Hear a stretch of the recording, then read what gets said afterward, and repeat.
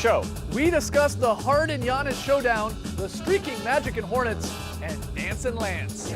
Jason Terry is here to give us his MVP pick, talk the potential of a 4-point line, and play a game called Flying with the Jet. And in Crossfire, we debate whether the Raptors should also retire Chris Bosh's jersey. It's Wednesday, March 27th. The starter starts now.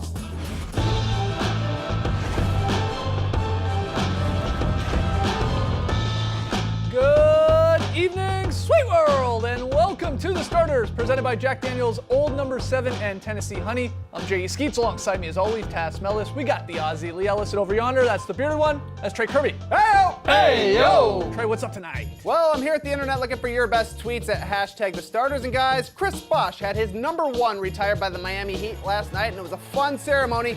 Bosh gave a great speech. There were a bunch of video bomb jokes, and after his jersey was unveiled, Chris Bosh ended things in a Chris Bosh way.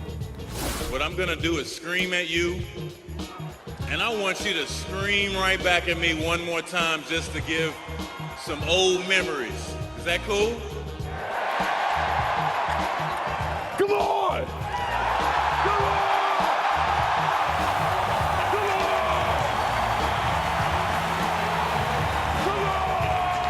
I was screaming at my TV last night. No big deal, but it brings us to today's question. What is your favorite Chris Bosh moment? There have been so many of them. Maybe it was the time he jumped into the stands, took him a minute to get back up to his feet, but then when he did, hit us with a huge thumbs up. Or maybe it's the time he was celebrating the Heat's first championship by pouring champagne all over himself. Or maybe it's the fact that Chris Bosh, after winning that championship, went straight to Taco Bell. You gotta have your fourth meal. But we want to hear from you, so let us know on Twitter, what is your favorite Chris Bosh moment? Come on! And send them to us at #TheStarters. We'll hear from you later. All right, Trey Kirby's fired up. Get Go those on! tweets. Yeah, okay. We got a fun one tonight. The Jet is back. Jason Terry is going to join us live in studio for the second time this season. Tass and I will step into the crossfire. We got Lee's very solid play. But let's start with a little what you got. You guys know how this works, so I'll hand it over to TK right now.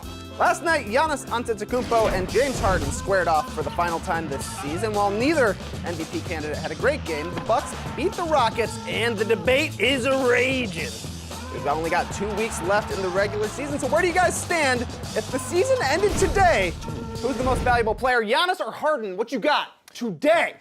For me, it's Giannis Antetokounmpo, because this is sort of turning into what we saw in 2015 when Steph won it over James Harden. Steph had a lot more team success. Didn't have the scoring numbers that James Harden had, but he shot less. And what we're seeing right now is James Harden beating everybody in scoring. People saying, can anyone do what James Harden does? Carry a team the way he does, scoring the basketball. I'd say no. I don't think Giannis Antetokounmpo can do that. Right. But do you want that? I think the answer is also no. I think what we're getting to is team success versus individual success. And the way James Harden controls every single possession is not ideal for a basketball team. And I think what you get when other guys like Eric Bledsoe, Malcolm Brogdon, Brook Lopez touch the ball a little bit more, they have some more career years happening on the Bucks, and you get a night like Eric Bledsoe had last night where he was the leading scorer in the game. Giannis not having a great game, but they still win because Eric Bledsoe went on a 16-0 run. He scored 16 straight for the Bucks and took over. Everybody's involved, and you don't rely on one guy. Like last night, as Trey mentioned, James Harden not having a great night. They lose because other guys don't chip in the same way that the Bucks do. And James Harden assists many guys, and Giannis doesn't have the assist numbers that James Harden said. So you could say, well, he's got way more assists as well as the scoring, but there's a lot more hockey assists happening in Milwaukee. They're sharing the basketball a heck of a lot more. Yeah, James Harden was supposed to have cooled off by now, though. We didn't think he could keep up that incredible pace that he started late last season. So he's making this race interesting, but for me, it is still Giannis over the course of the season. And when you sort of break it down into the nitty-gritty, you say, well, the Bucks have got more team wins, as you mentioned already. Giannis has got more rebounds. He's shooting 60% from the floor, basically. He's got better defense than James Harden. Yeah. But what James Harden has done for his team to get them to this position is incredible. Yeah, you don't have to knock one of the guys just because you got to pick one for MVP. And that's the thing. I mean, the Rockets early on in this season looked like they were going to, only sort of scrape into the playoffs, and Harden's got them now looking very good for that third seed in the Western Conference. But Giannis has just been incredible for Milwaukee. He might win MVP and he might win Defensive Player of the Year. So for me, I think if you're looking at MVP, you're looking at both ends of the floor, and Giannis clearly has the advantage on the defensive end. On the offensive end, Yes, James Harden's scoring more, but Giannis is actually probably more efficient when you look at what the numbers he's putting up. Obviously, the three-point shooting is James's favour, but everything else kind of goes to Giannis. I think after last night, honestly, I know there are 2 weeks still to go, but I think Giannis did sort of, in a way, cement his 2019 MVP trophy. He at least put the rebar down and poured the concrete, and now we just wait, see if it hardens. Pun intended, I guess, sort of with Harden there. But what I'm getting at is, Harden, if he had a monster game last night, because he had been gaining steam here, his MVP candidacy over the last couple weeks, over the last couple months even, if he had another 50, 60-point performance last night in a marquee game against Giannis and the Bucks, then you know we're talking about something completely different here this morning. But he didn't. They kept him in check, played great defense. So I'm not just saying it's one game, that decides it all. But if he had that monster game, well, that would really get the narrative going even more. And, if you get into the nitty-gritty, now the Bucks took both games against the Rockets. If you care about that at all, maybe it's that close where you decide it. And the other thing is, it helps Milwaukee get to 60 wins. They're at 56 now. They got 7 games left. I think that is quite the achievement. I think if they get 60 wins and they're the only team in the league, and Giannis is the best player on both ends of the floor, then it's a no-brainer, honestly, even despite what Harden's doing. So I sort of think it's happening. I think Giannis is going to win this, but what a race. What's the answer here, Trey? Giannis is my MVP. He's been the man all season long, but they're both great choices, and Skeet's mad props for that concrete pun. I loved it. Moving on. Big night in the Eastern Conference last night. The Orlando Magic stretched their winning streak to 6 as they beat the Heat in Miami on the second night of a back-to-back. In Charlotte, Kemba Walker went for 38 points, 9 rebounds, 11 assists as the Hornets kept their playoff chances alive with an overtime win over the Spurs. Guys, what was the bigger win, the Magic or the Hornets? What you got? I'm going to go with the Hornets. Because the Hornets, we were talking about it a little bit earlier this week. They feel like a Cinderella team here in March Madness with these wins they're pulling off. They went on the 35 run to end the game against the Celtics. They had the 48-foot heave from Jeremy Lamb against the Raptors. And then last night, Kemba Walker doing Kemba Walker things, catching fire in the second half, 11 points in overtime on his huge night. It's just like destiny here that it feels like this team just reeling off these crazy wins. I know they're still behind the Magic, but they got some tiebreakers against Orlando still right now and against the Heat. So I'll go Hornets, but both big wins. Yeah, but the problem is that their destiny is not in their hands now, because if these other teams win out, then the Hornets are not even, those tiebreakers won't come into play. And Orlando plays Charlotte on the last night of the season, which could be enormous. Yep. I think what Orlando's done now, they're putting themselves into 8th spot. So now all they have to do is kind of win out from here. They're not going to win out. No, they're not going to win out, but the thing is they do control their own fate in that respect. They don't need other teams to lose to maintain their position where they are, and that's what gives them the advantage over Miami and Charlotte, because tiebreakers, as I mentioned, they only count if they're tied. If they're a game up or 2 games up, then it doesn't really matter. I think Orlando going in to get that one in Miami showed that that wasn't just some hot home streak that they had. They were down big early on, fought back, showed they can beat a team they really had to in a playoff type atmosphere. So I go with the Magic because they've put themselves in a pole position for a playoff spot. Yeah, this is the second half of a back-to-back in Miami, where Miami's desperate to make the postseason themselves. Yeah. Miami's kicking butt that first half, up double digits most of it, up 9 going into the second half, but then there was a long Chris Bosh jersey retirement where he just screamed and screamed and screamed and screamed. They and forgot then, to come on. Everybody, come on, I'm unbuttoning my jacket. And then in the third quarter, the Heat fell apart, and I blame it on that jersey retirement. It changed the tide of the game. We're all creatures of habit. Basketball players are especially creatures of habit. It changed the course of that game. The Heat didn't come out in the second half flat. Now the Magic can easily get that 8th spot if they got to do some road work, which is important. 5 of 7 games left on the road, still 3 games on this road trip. It's going down to the wire, baby. What was the bigger win, Trey, the Hornets or the Magic? I'm going with the Magic. They're in the playoffs right now, and they got me ready to reconsider my thoughts on David Blaine. Still not totally in, but maybe I could change my mind. Anyways, the NBA was looking like the And One mixtape tour last night. In Milwaukee, Chris Paul shook DJ Wilson so hard it looked like DJ was pulling a Bo Jackson and sprinting straight to the locker room in LA. Lance Stevenson crossed up Jeff Green while stepping on his foot, sending Green stumbling, and the Lakers bench into hysterics like they'd never seen a crossover before. Guys, which was the better crossover, CP3 or Lance? What you got? Was Lance as a crossover? Not Is it really. a crossover if you step on the guy's foot? Really. No, I'm just asking. Not really. It's the crowd reaction as well. But the who bench cares? reaction. Yeah. Who cares? Yeah. Even Jeff Green said so Yeah. after the match. Hey, you want to consider it a crossover? I got crossed. Okay, sure, let's move on. Yeah, it was a fun moment. If you go check the tape, he stepped on his Yes, foot, but the world went crazy. The Lakers went crazy. Yeah. I give it to them. They're showing team camaraderie when they're out of the playoffs. Yeah, a little too late. That is great for them. I think the good part about this, it got a lot of people mad. Like our old friend Doug Smith, like Michael Rappaport. Yeah, get angry about it, sure. It's a basketball play. People are getting pumped. Let's not get too upset about it. Chris Paul's wasn't as clean. Oh, come on. It was dirty, though. It was, but he had to take so many extra dribbles to get back to that three-point line. There was dribble, and then, okay, it was awesome. DJ Wilson fell off the screen. He just keeps going, Wilson! And Wilson is looking for Bledsoe or someone to go and cover so he can't hit that shot. He's looking around saying, someone save me from this, because otherwise Chris Paul's going to do this.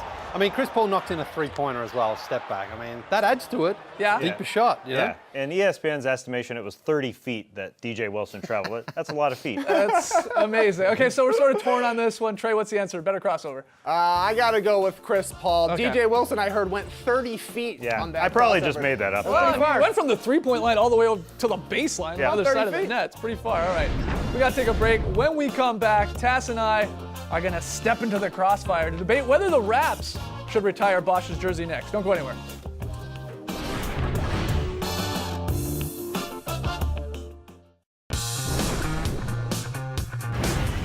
The Starters is presented by Jack Daniel's Old No. 7 and Tennessee Honey.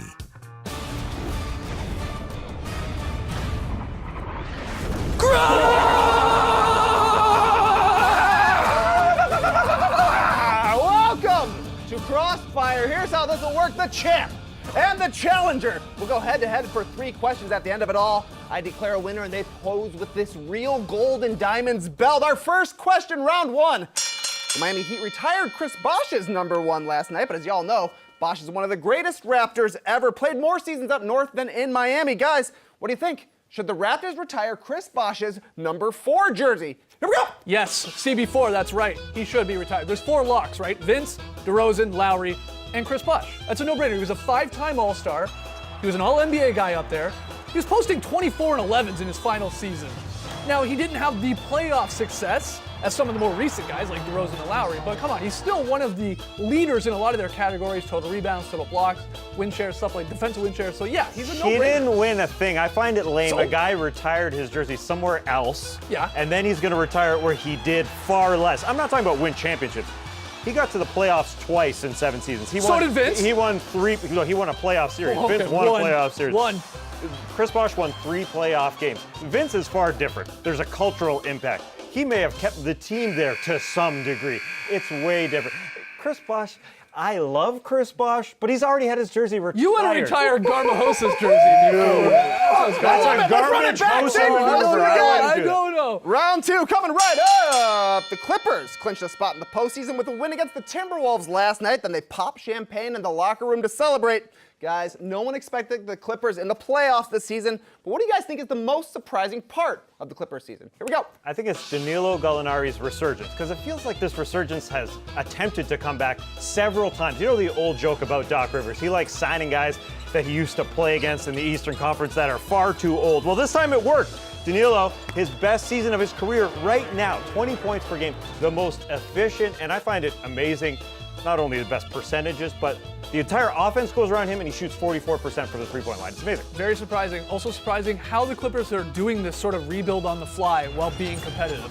And what I mean by that is they've traded away their star players over the last couple of years, but they've gotten back these young pieces that are helping the vets like Lou and Beverly. And I'm talking like Landry Shamet, Zubats, who they just straight up stole from the Lakers, who once he's been inserted into the starting lineup, they're 14-4. He's contributing. So they're doing this the way they should. They got these max slots open, but these young guys as well. So they're killing it. All right, coming up, round 3, final round. Yesterday on the show, David Griffin proposed a Best Offensive Player award for the NBA, which honestly sounds like a pretty good idea.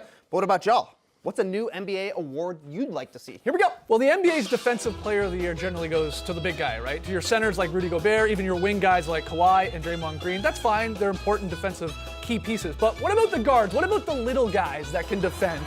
I'm talking guys like Marcus Smart, Patrick Beverly, Eric Bledsoe, on and on and on. Why don't we have a best guard defender? Separate it from the bigs to the smalls. I mean, it's obviously an important thing. It's an amazing skill to have in the NBA. Not a lot of guys even do it and do it well. So, best guard defender. That's a good one. It's a legit one. I'm picking one that's not legit. The best new NBA name. We've got great NBA names. How about the Mavs' Ray Spalding, or the Suns' Ray Spalding? Kevin Huerter. Don't Huerter him, Kevin. How about Shake Milton? The man's name is Good Shake. name. The Nets, Rodions Kurucs. And the Lakers, Isaac Bonga. Isaac, don't call me Isaac, Bonga. Good names. Today's winner and new champion, Tess Mellis. Just love Ray Spalding. Ray Spalding. The guy's name is a basketball. Ray Spalding won you that belt. Ray Spalding won the belt. When we come back, the Jet is going to touch down once more here in the starter studio. We'll talk to Jason Terry when we return.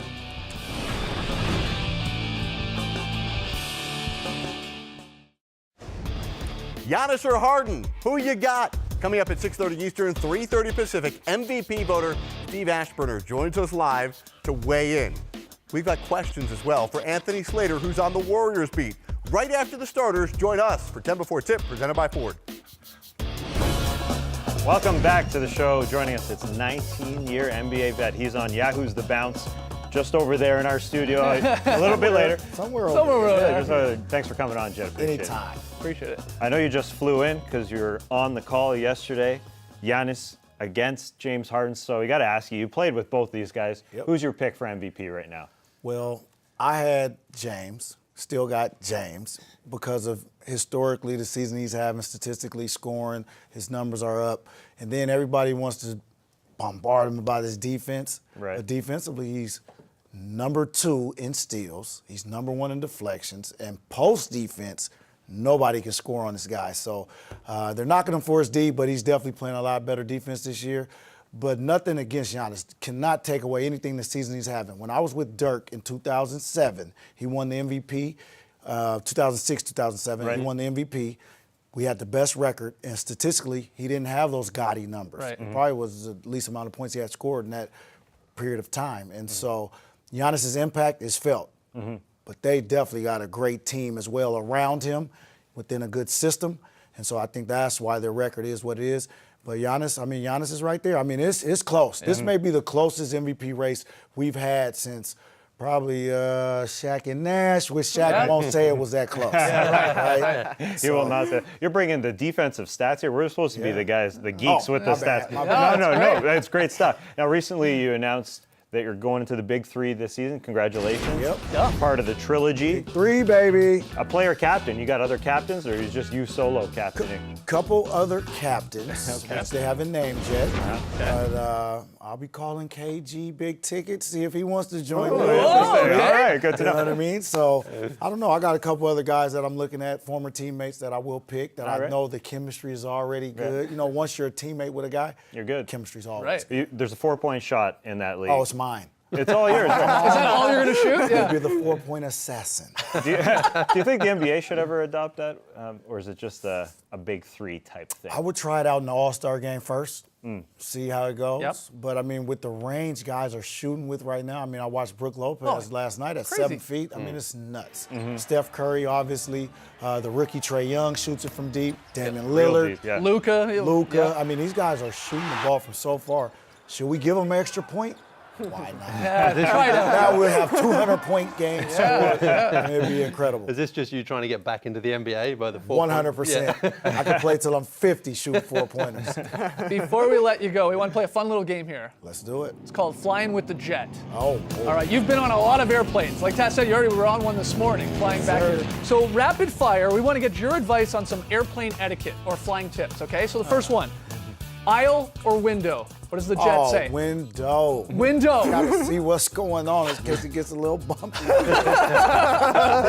On nights where I'm a little tired, fatigued, it's a great pillow. Okay. Lay your head on the Okay, window. I love it. Next one. How do you feel about people taking off their shoes? Oh, no. No. Keep your shoes on, please. That's a Especially if rule. you don't have on socks.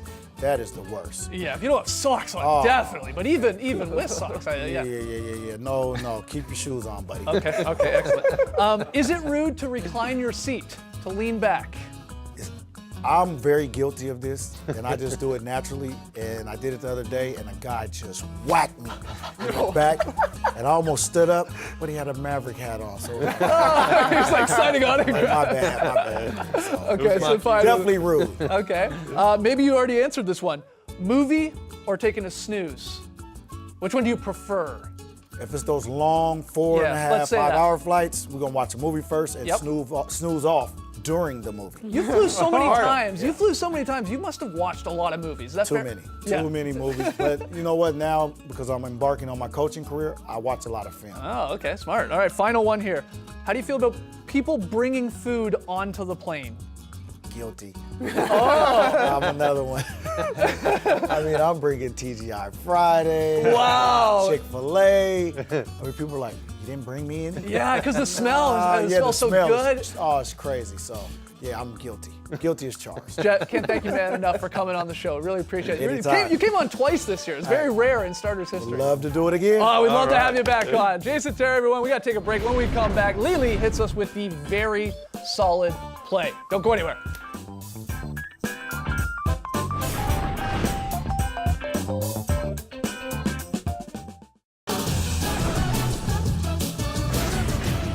We ask you, what's your favorite Chris Bosh moment? There are a lot to pick from, it feels like. You hit us up on Twitter, hashtag the starters. Trey, you got some answers. The man is a gift machine, including probably his best video bomb, which then got turned into a video bomb of the Avengers, one of the great NBA memes. Also, a great Chris Bosh face when he was just sticking his tongue out like crazy. People mentioned his rebound to set up Ray Allen's three. Got a lot of love last night, but my favorite answer comes from the Pontiac Bandit, who brings up Chris Bosh nails from half court in the Shooting Stars competition. Bring it back. Shooting Stars legend. Yeah. Legend. CB1. Big game, big win for the Kings last night. The Cardiac Kings coming back. De'Aaron Fox doing Star Fox things. Big one for you, not for the Kings. Yeah, I'm pumped up. I'm pumped up because whoever's in last place for the end of the month has to pay it off. Either doing something weird or embarrassing or whatever. You know, everybody knows the deal by now. So we're running out of time here in the month of March. What we got? Like three Nights. Wow, big game. Oh, come on. Trey has been on a slide. He has taken the Suns at home. Everybody else has the Wizards. But right now, Come on, Buck! Hey, Trey, you want to be the only one picking a particular team. It's been working out for the last couple of I've had a here. perma-X for a week. All right, Lee, VSP. Yeah, you want to buckle in for this one. It's going to take us a while here. It's the Kings, though. It's beautiful movement in that game last night against the Dallas Mavericks. Go, Everyone Kings, gets go. involved. This is why they won. I mean, just move that ball, get open, get under the basket. Look, this Corey is Brewer. gorgeous. No one even knows where he is. Look, Where is he? He's right there, and he just lays it up perfectly. He doesn't dunk it. He knows it's going to get him a very solid play, and that's what I call it.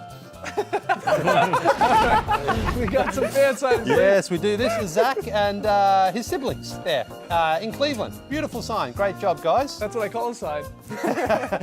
This one is from Carly. She travelled all the way from Canada to see Dirk's last game in Portland. Wow. She said she's my biggest fan. She even threw herself in the very solid play logo there. So great job. That's going to get you on the show. Yeah, she all right. Get your fan signs. Keep them coming, especially as we get into the playoffs here. Hit us up at hashtag the starters. Thanks to the Jet for swinging by again. We'll see you guys tomorrow night at 6 p.m. Eastern. Thanks for joining us, folks. And remember, the Jet prefers a window seat so we can see what's going on. Embrace the night, people.